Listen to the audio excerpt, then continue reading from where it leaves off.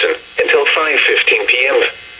At 4:37 p.m., a severe thunderstorm was located near Plymouth, moving northeast at 60 miles an hour.